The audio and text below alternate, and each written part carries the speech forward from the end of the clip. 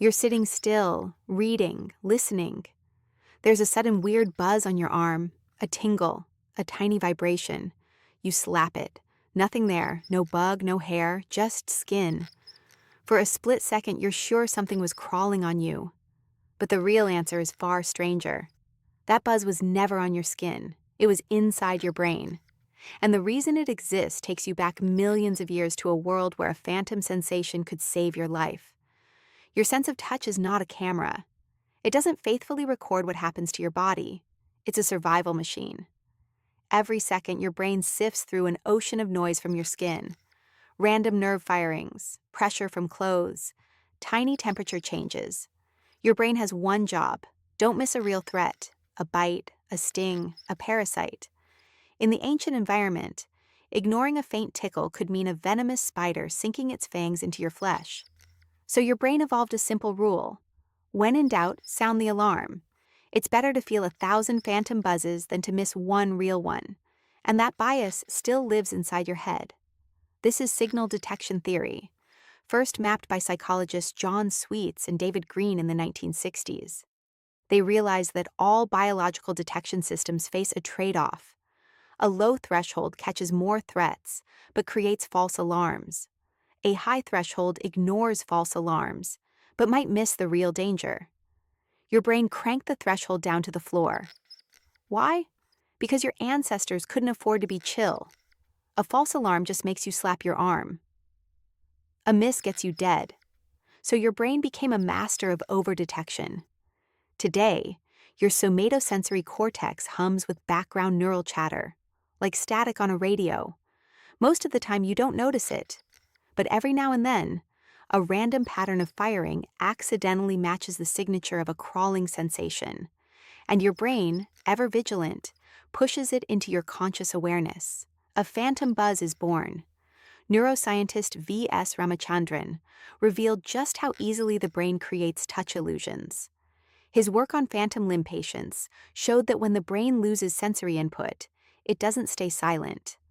The neurons start firing spontaneously, generating vivid feelings of a missing hand being touched, tingling, or even cramping. The brain literally hallucinates touch to fill the void. But even in healthy people, the same machinery is at play. Whenever you focus your attention inward, you turn up the volume on that neural static. In 2013, cognitive neuroscientist Michael Cohen and his team demonstrated that spontaneous sensations, like tingles, buzzing, or crawling, become far more frequent when your mind is not occupied by external tasks. When you're bored, anxious, or meditating, your brain amplifies random somatosensory signals. It's like turning up the gain on a microphone until you hear hiss. That hiss, to your brain, sounds like a threat, and so you feel the buzz. But there's another layer. Your brain doesn't just passively receive signals, it actively predicts them. Leading scientist Carl Friston's free energy principle suggests that the brain is a prediction engine, constantly guessing what sensations will arrive next.